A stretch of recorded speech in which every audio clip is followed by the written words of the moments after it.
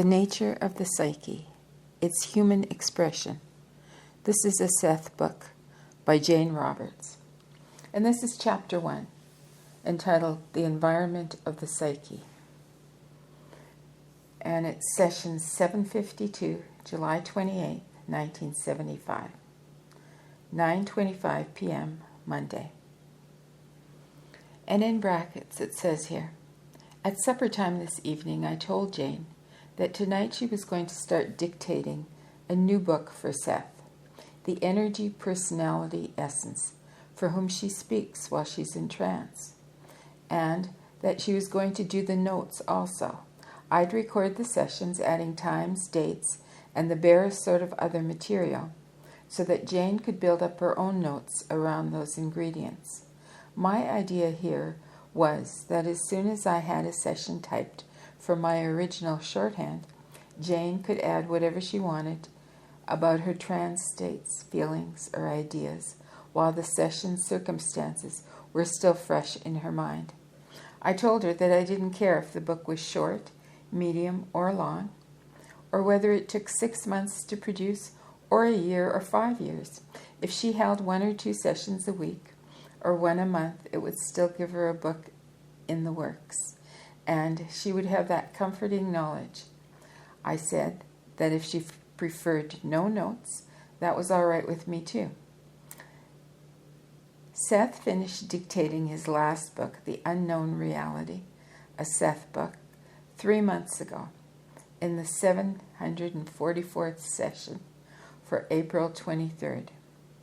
Jane finally admitted earlier today that she'd only had 7 sessions since then, because she didn't want to make too much extra effort for me while I'm busy with the complicated notes for that book. As soon as I realized why she was holding off, I decided to put her back to work on the Seth material, even though she hasn't finished her own psychic politics. Jane said very little when I sprang the idea of a new book on her during supper hour. You took me by surprise, she said, at 9:10, as we sat for the session. You called my bluff or something. Just the way I planned it, I said. You'll have to be lenient with me. If I'm going to do the notes, there won't be many, and I don't know about a new book tonight. At least, I don't have an idea in my head. You don't need any. Which would you rather do? I joked. Start a new book or give birth to a child? This, she said promptly, meaning the session. But you have 9 months to get used to having a baby, and I'm not ready for either of the books that Seth has mentioned doing.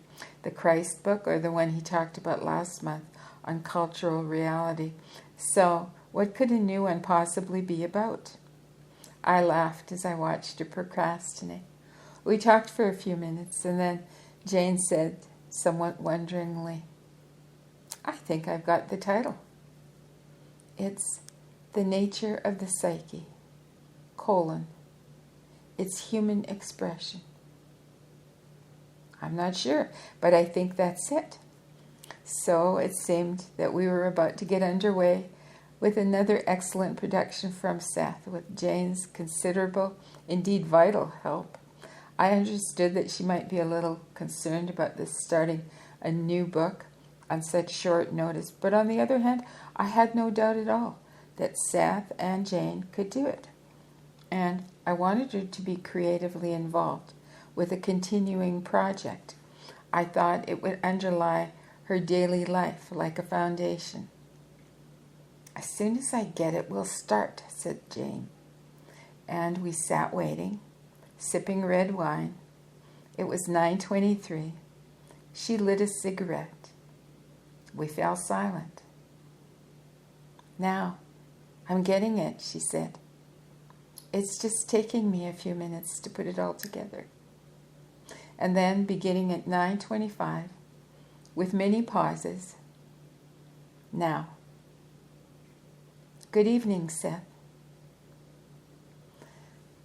And this is Seth speaking now. No preface, Chapter 1.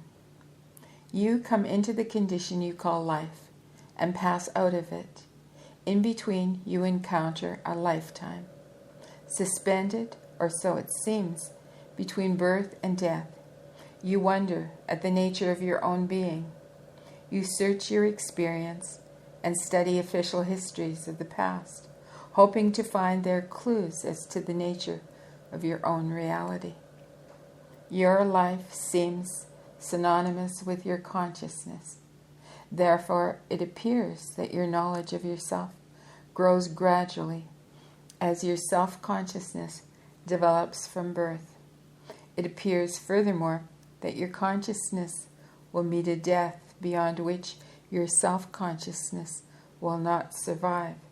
You may think longingly and with an almost hopeful nostalgia of the religion of your childhood, and remember a system of belief that ensured you of immortality.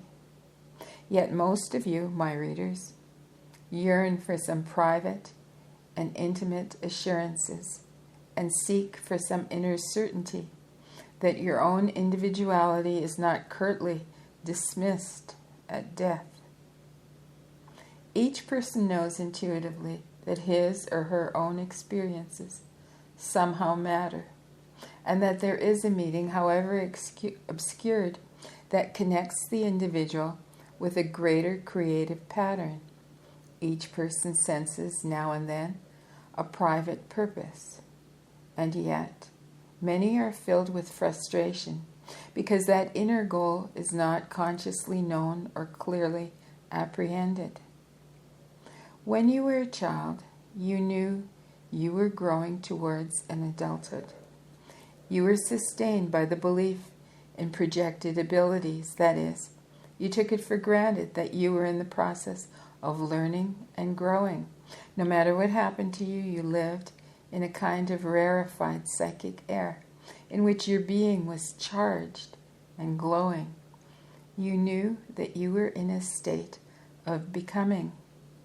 The world, in those terms, is also in a state of becoming. In private life and on the world stage, action is occurring all the time. It is easy to look at yourselves or at the world, to see yourself, and to become so hypnotized by your present state that all change or growth seems impossible, or to see the world in the same manner. You do not remember your birth as a rule. Certainly it seems that you do not remember the birth of the world. You had a history, however, before your birth, even as it seems to you that the world had a history before you were born. The sciences still keep secrets from each other. The physical sciences pretend that the centuries exist one after another, while the physicists realize that time is not only relative to the perceiver, but that all events are simultaneous. The archaeologists merrily continue to date the remains of past civilizations, never asking themselves what the past means, or saying, "This is the past relative to my point of perception." Astronomers speak of outer space and of galaxies that would dwarf our own. In the world that you recognize, there are also wars and rumors of wars, prophets of destruction. Yet, in spite of all, the private man or the private woman, unknown, anonymous to the world at large, stubbornly feels within a rousing, determined affirmation that says, "I am important. I have purpose, even though I do not understand what it is. My life, that seems so insignificant and inefficient, is nevertheless of prime importance in some way that I do not recognize." Though caught up in a life of seeming frustration, obsessed with family problems, uneasy in sickness, defeated it seems for all practical purposes, some portion of each individual rouses against the disasters, all discouragements, and now and then at least glimpses a sense of enduring validity that cannot be denied. It is to that knowing portion of each individual that I address myself. I am not, on the one hand, an easy author to deal with, because I speak from a different level of consciousness than the one with which you are familiar. On the other hand, my voice is as natural as oak leaves blowing in the wind, for I speak from a level of awareness that is as native to your psyche as now the seasons seem to be to your soul. I am writing this book through a personality known as Jane Roberts. That is the name given her at birth. She shares with you the triumphs and travails of physical existence.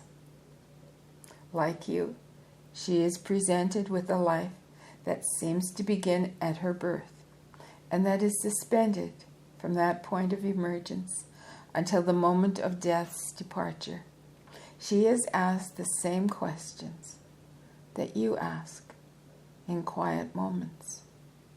Her questions were asked with such a vehemence, however, that she broke through the barriers that most of you erect, and so began a journey that is undertaken for herself and for you also.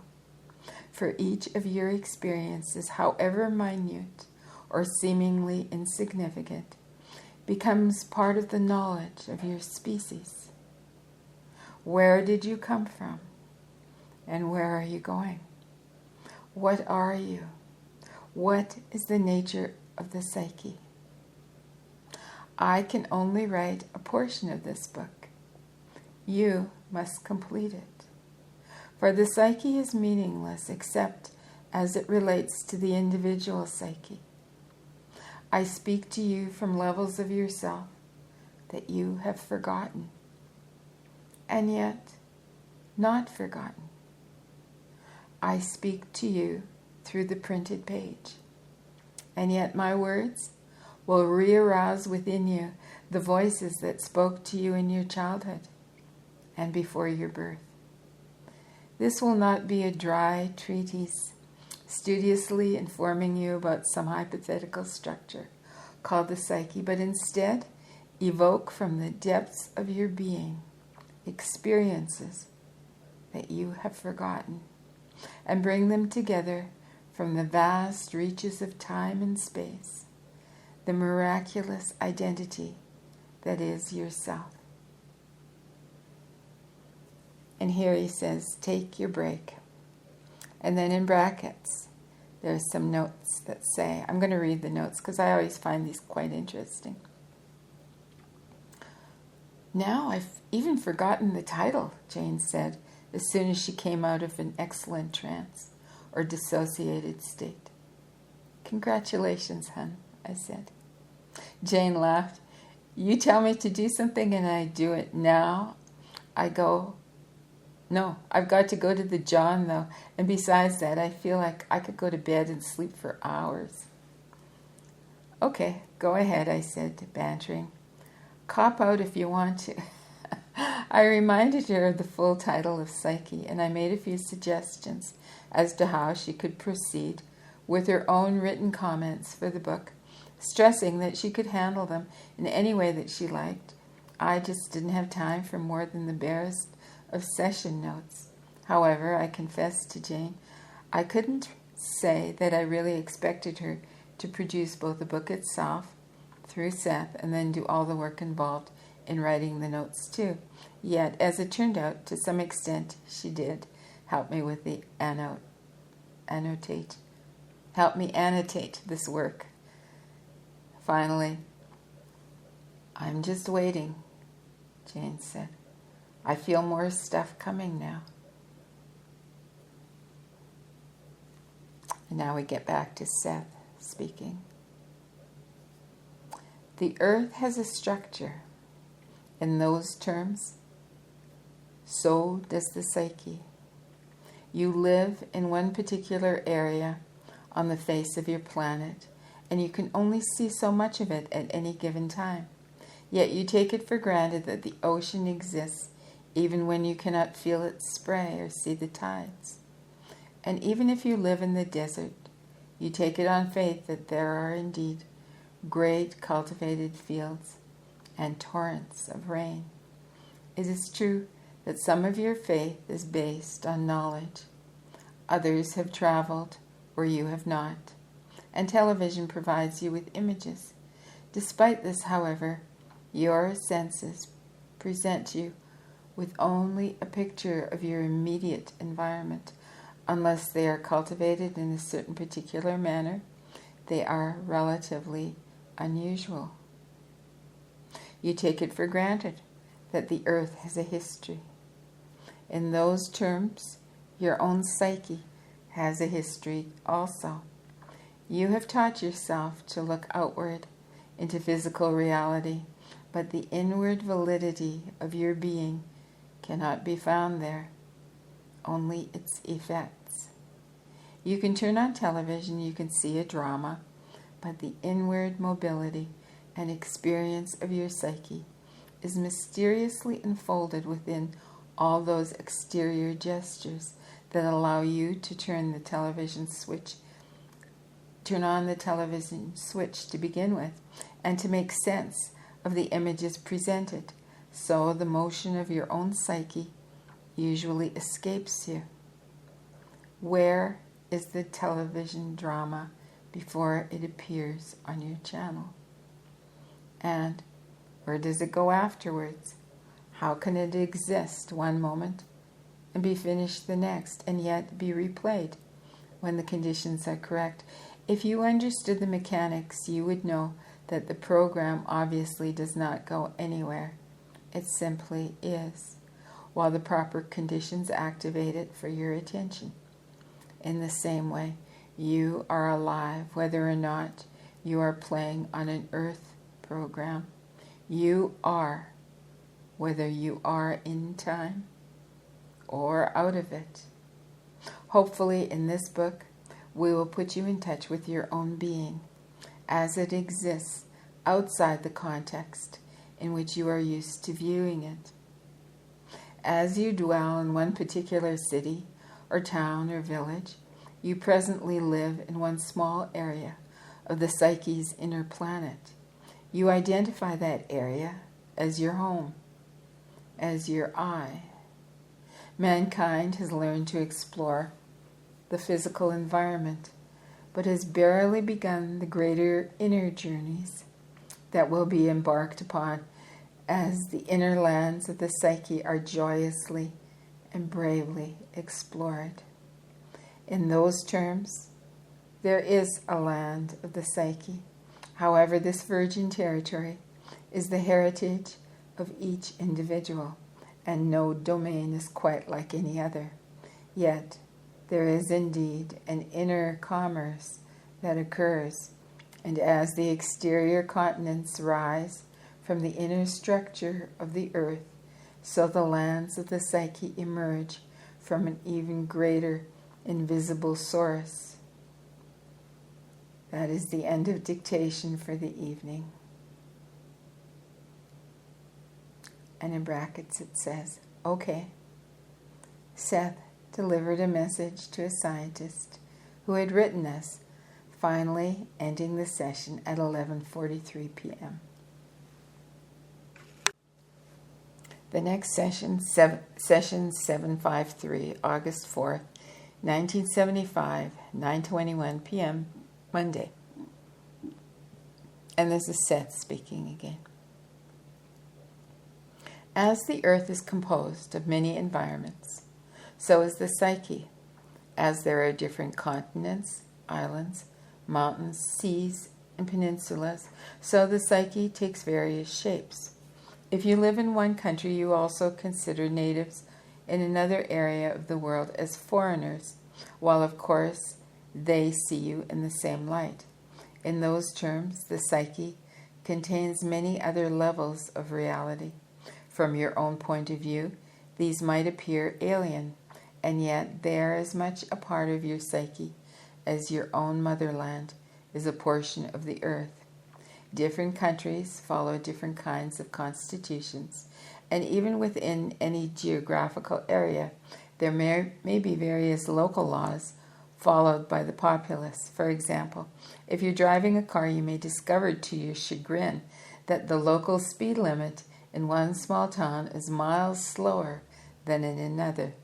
In the same manner, different portions of the psyche exist with their own local laws. They're different kinds of government in quotes. They each possess their own characteristic geography. If you are traveling around the world, you have to make frequent time adjustments when you travel through the psyche. You will also discover your own time is automatically squeezed out of shape. If you for a moment try to imagine that you were able to carry your own time with you on such a journey, all packaged neatly in a wristwatch, then you would be quite amazed at what would happen.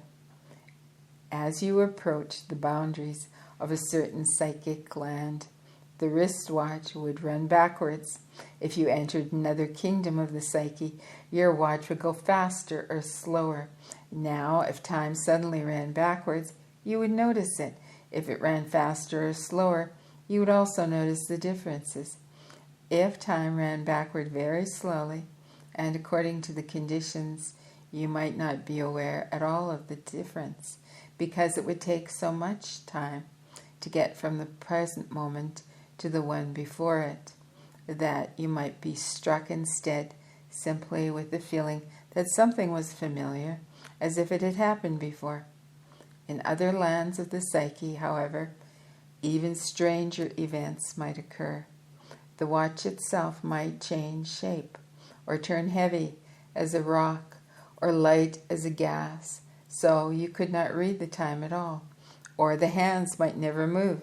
Different portions of the psyche are familiar with all these different occurrences because the psyche straddles any of the local laws that you recognize as official and has within itself the capacity to deal with an infinite number of reality experiences.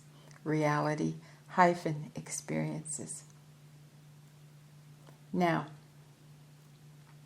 obviously, your physical body has capacities that few of you use to full advantage, but beyond this, the species itself possesses the possibilities for adaptations that allow it to exist and persist in the physical environment under drastically varying circumstances. Hidden within the corporal biological structure, there are latent specializations which would allow the species to continue and that take into consideration any of the planetary changes that might occur for whatever reasons. The psyche, however, while being earth-tuned in your experience, also has other systems of reality to contend with. Each psyche, then, contains within it the potentials, abilities, and powers that are possible or capable of actualization under any conditions. The psyche, your psyche, can record an experience time backward, forward, or sideways through systems of alternate presence. Or it can maintain its own integrity in a no-time environment. No-time environment. The psyche is the creator of time complexes. Theoretically, the most fleeting moment of your day can be prolonged endlessly. This would not be a static elongation, however, but a vivid delving into that moment from which all time, as you think of it, past and future, and all its probabilities might emerge. If you are reading this book, you have already become weary with official concepts. You have begun to sense those greater dimensions of your being. You are ready to step aside from all conventionalized doctrines, and to some extent or another, you are impatient to examine and experience the natural flowing nature that is your birthright. That birthright has long been clothed in symbols and mythologies. Consciousness forms symbols. It is not the other way around. Symbols are great exuberant playthings. You can build with them as you can build with children's blocks. You can learn from them as much as you piled alphabet blocks together in a stack at school. Symbols are as natural to your minds as the trees are to the earth. There is a difference, however, between a story told to children about forests and a real child in a real woods. Both the story and the woods are real, but in your terms, the child entering the real woods becomes involved in its life cycle, treads upon leaves that fell yesterday, rests between trees far older than his or her own memory, and looks up at the night to see a moon that will soon disappear. Looking at an illustration of the woods may give a child some excellent imaginative experiences, but they will be of a different kind, and the child knows the difference. If you mistake the symbols for the reality, however, you will program your experience, and you will insist that each forest look like the pictures in your book. In other words, you will expect your own experiences with various portions of the psyche to be more or less the same. You will take your local laws with you, and you will try to tell psychic time with the wristwatch. We will have to use some of your terms, however, particularly in the beginning. Other terms with which you are familiar, we will squeeze out of recognition. The reality of your own being cannot be defined by anyone but you, and then your own definition must be understood as a reference point at best.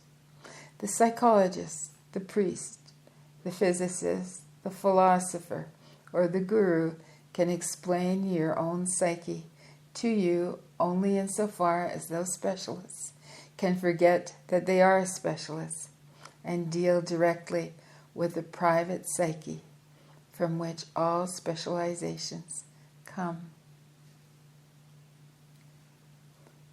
And then there's a note that says, Jane's trance lasted for just 1 hour. He's really going to town, I can tell, she said. I suggested that she devote the rest of the session to some personal questions that she wanted to ask Seth. She agreed to this, and so the break marked the end of book dictation for that evening.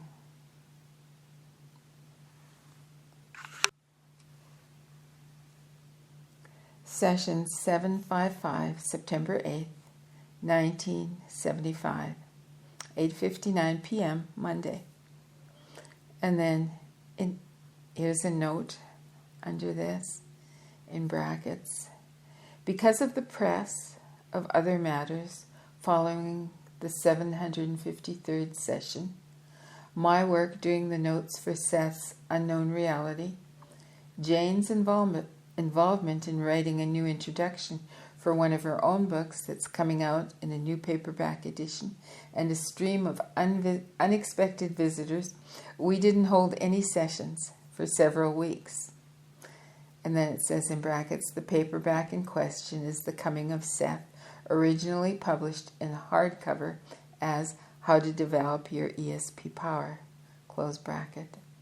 Then, in the 754th session, on August 25th, Seth gave an excellent dissertation on what he called the stamp of identity, explaining how the individual psychically marks certain exterior aspects of reality and makes them his or her own, in tune with personal inner symbols. Later in the session, Jane felt that Seth was taking her on a guided tour of Jerusalem, way back in the 1st century A.D. None of this consisted of bookwork, though, so the session remains in our files along with other material that we hope to publish one day. An hour before she went into trance this evening, Jane told me that she could get several channels from Seth, each one concerning a different subject, and that we'd better see which one came through tonight. Then, just before the session started, she said it would concern dictation on Seth's new book. And then Seth starts to speak. When I use the term psyche, many of you will immediately wonder about my definition. Any word, simply by being thought, written, or spoken, immediately implies specification. In your daily reality, it's very handy to distinguish one thing from another by giving each item a name. When you are dealing with subjective experience, however, definitions can often serve to limit rather than express a given experience. Obviously, the psyche is not a thing. It does not have a beginning or an ending. It cannot be seen or touched in normal terms. It is useless, therefore, to attempt any description of it through usual vocabulary, for your language primarily allows you to identify physical rather than non-physical experience. I am not saying that words cannot be used to describe the psyche, but they cannot define it. It is futile to question what is the difference between my psyche and my soul, my entity, and my greater being. For all these terms are used in an effort to express the greater portions of your own experience that you sense within yourself. Your use of language may make you impatient for definitions, however.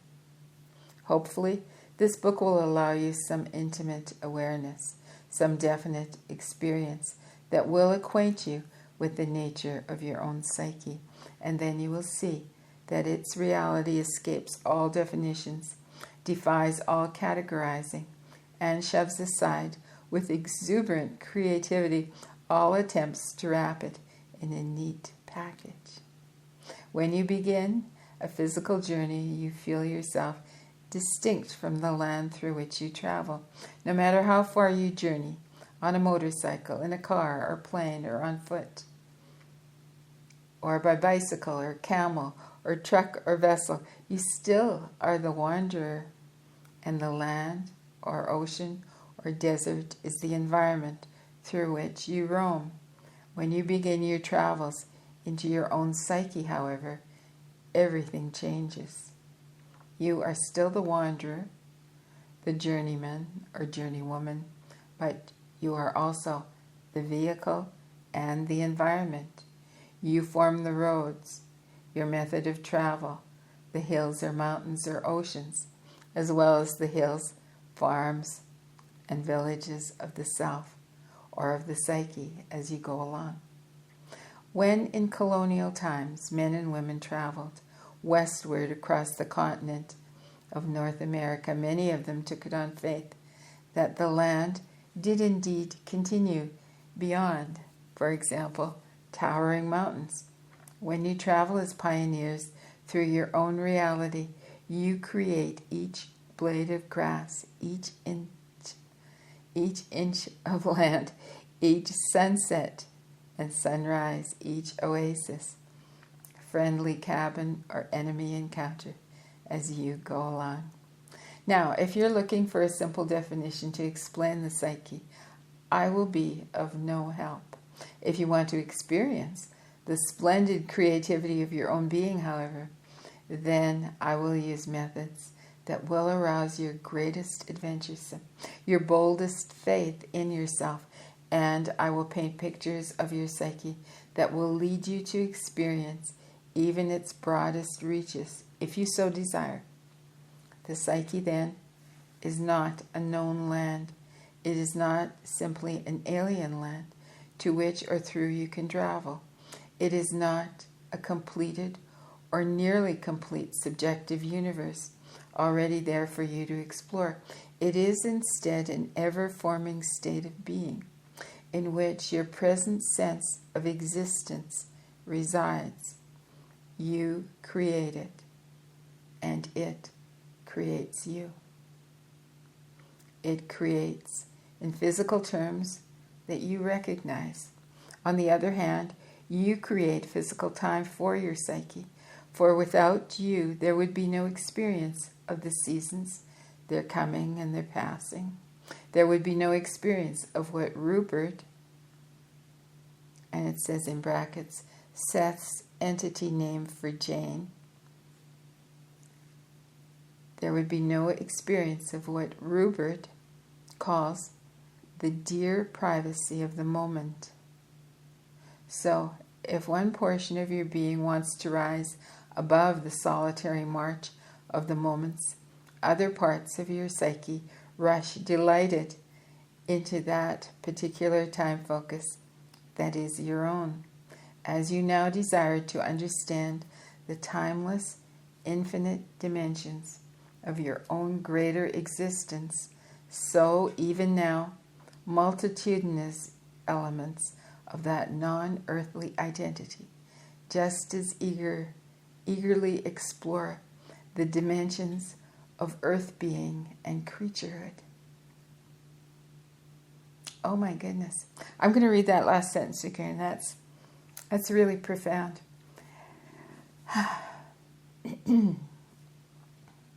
As you now desire to understand the timeless, infinite dimensions of your own greater existence, so even now, multitudinous elements of that non-earthly identity just as eagerly explore the dimensions of earth being and creaturehood.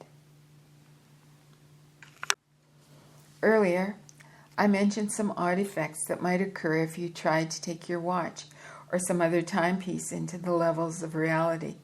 Now, when you try to interpret your selfhood and other kinds of existence, the same surprises or distortions or alterations can seem to occur. When you attempt to understand your psyche and define it in terms of time, then it seems that the idea of reincarnation makes sense. You think, of course, my psyche lives many lives physically, one after the other. If my present experience is dictated by that of my childhood, then surely my current life is a result of earlier ones. And so you try to define the psyche in terms of time. And in so doing, you limit your understanding and even your experience of it. Let us try another analogy. You are an artist in the throes of inspiration. There is before you a canvas, and you're working in all areas of it at once. In your own terms, each part of the canvas could be a time period, say a given century. You are trying to keep some kind of overall balance and purpose in mind. So when you make one brush stroke in a particular portion of the canvas, all the relationships within the entire area can change. No brush stroke is ever really wiped out, however, in this mysterious canvas of our analogy, but remains further altering all the relationships at its particular level. These magical brush strokes, however, are not simple representations on a flat surface, but alive, carrying within themselves all the artist's intent, but focused through the characteristics of each individual stroke. If the artist paints a doorway, all of the sense perspectives within it open and add further dimensions of reality. Since this is our analogy, we can stretch it as far as we like, far further than any artist could stretch his canvas. And then Seth leans forward humorously. And he says, therefore, there is no need to limit ourselves. The canvas itself can change size and shape as the artist works. The people in the artist's painting are not simple representations either, to stare back at him with forever fixed glassy eyes or ostentatious smiles, dressed in their best Sunday clothes. Instead, they can confront the artist and talk back.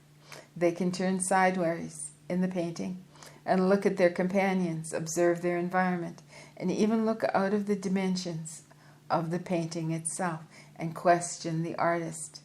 Now the psyche, in our analogy, is both the painting and the artist. For the artist finds that all the elements within the painting are portions of himself. More, as he looks about, our artist discovers that he is literally surrounded by other paintings, and that he is also producing. And as he looks closer, he discovers that there is a still greater masterpiece in which he appears as an artist, creating the very same paintings that he begins to recognize. And then there's a break here and a note, and it says, Jane was really charged up from the day's events. She'd received the first 6 copies of her poetry book, Dialogues of the Soul and Mortal Self in Time, which was just off the press at Prentice Hall. And during break, we discussed that book. And then Seth speaks again. Our artist then realizes that of all the people he painted are also painting. Oh, just a minute. Let me start the sentence over again. Our artist then realizes that all of the people he painted are also painting their own pictures, moving about in their own realities in a way that he cannot perceive. In a flash of insight, it occurs to him that he has also been painted and that there is another artist behind him from whom his own creativity springs. And he also begins to look out of the frame. Now, if you are confused, that's fine, for it means that already we have broken through conventional ideas. Anything I say following this analogy will seem comparatively simple, for by now it must appear at least that you have little hope of discovering your own greater dimensions. Again, rather than trying to define the psyche, I will try to incite your imagination so that you can leap beyond what you have been told you are to some kind of direct experience. To some extent, this book itself provides its own demonstration. I call Jane Roberts Rupert simply because the name designates another portion of her reality, while she identifies herself as Jane. She writes her own books and carries on, as each of you do, in life's ordinary context. She has her own unique likes and dislikes, characteristics and abilities, her own time and space lot, as each of you do. She is one living portrait of the psyche, independent in her own context and in the environment as given. Now, I come from another portion of reality's picture, from another dimension of the psyche in which your existence can be observed as you might look upon a normal painting. In those terms, I am outside of your frame of reference. My perspective cannot be contained in your own painting of reality. I write my books, but because my primary focus is in a reality that is larger than your own, I cannot appear as myself fully within your reference. So, Rupert's subjective perspective opens up because of his desire and interest and discloses my own. He opens up a door in himself that leads to other levels of his being, but a being that cannot be completely expressed in your world. That existence is mine, expressed in my experience at another level of reality. So I must write my books through Rupert.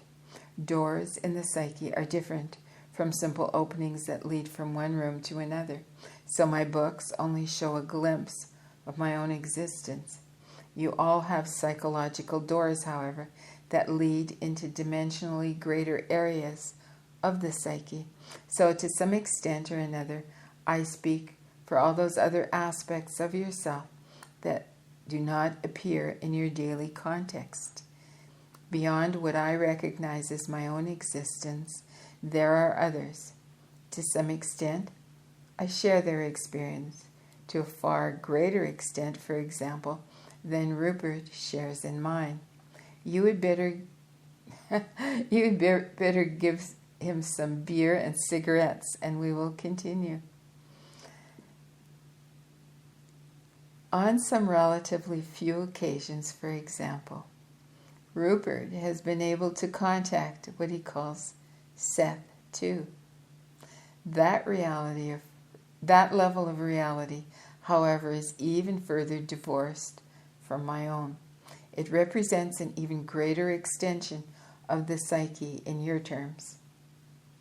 There is a much closer relationship in that I recognize my own identity as a distinct portion of Seth too's existence, where Rupert feels little correspondence. In a manner of speaking, Seth too's reality includes my own.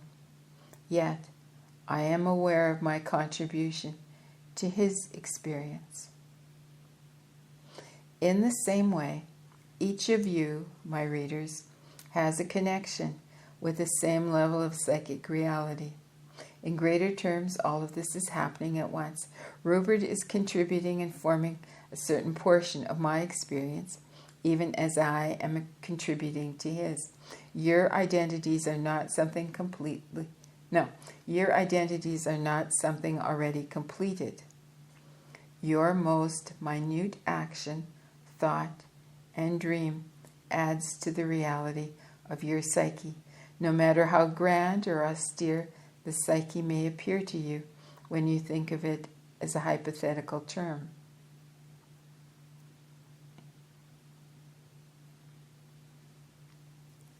And then we have another note here. Seth did continue with personal material for both of us. Ordinarily, we'd have ended the session after that. This evening, however, Jane felt so much energy that Seth returned for more book dictation. The first time a session has worked out that way, as far as I can remember. Anyhow, Seth finished his personal material this way. And Seth says, "Since I imagine you are not ready for a continuation of our first chapter, I will." And then Jane says, "I'm all right for another half hour or so." Then take your break, but no break ensued. And then Seth continued speaking. Rupert has specialized in the study of consciousness and the psyche. Most of my readers are very interested, and yet they have other pressing concerns that prevent them from embarking upon such an extended study. You all have physical reality to deal with. This applies equally to Rupert and Joseph. Joseph is the soul name for Robert, her husband, right? Okay, so it's Rupert and Joseph are the names, the soul names of Jane and Rob. So Seth says, this applies equally to Rupert and Joseph. Thus far, my books have included Joseph's extended notes. They have set the scene, so to speak. My books have gone beyond those boundaries, however. In your terms, only so much can be done in time. Joseph is even now involved in typing my previous manuscript, The Unknown Reality. It was written in such a way that it tied the personal experience of Rupert and Joseph in with a greater theoretical framework, so that one could not be separated from the other. In this new book, therefore, I will sometimes provide my own scene setting. The psyche's production, in other words, has escaped practical physical bounds, so that from my level of reality I can no longer expect Joseph to do more than record the sessions. I will ask you, my readers, to bear with me then. In my own way, I will try to provide suitable references so that you will know what is going on physically in your time as this book is written. Largely, the writing of this book occurs in a no time, no hyphen time, or out of time context. Physically, however, Rupert and Joseph take many hours in its production. They have moved to a new house. Rupert, as usual, is smoking as I speak. His foot rests upon the coffee table as he moves back and forth in his rocking chair. It is nearing midnight as I speak. Earlier, a great thunderstorm raged. Its reverberations seemed to crack the sky. Now it is quiet, with only the drone of Rupert's new refrigerator, sounding like the deep purr of some mechanical animal. As you read this book, you are also immersed in such intimate physical experiences.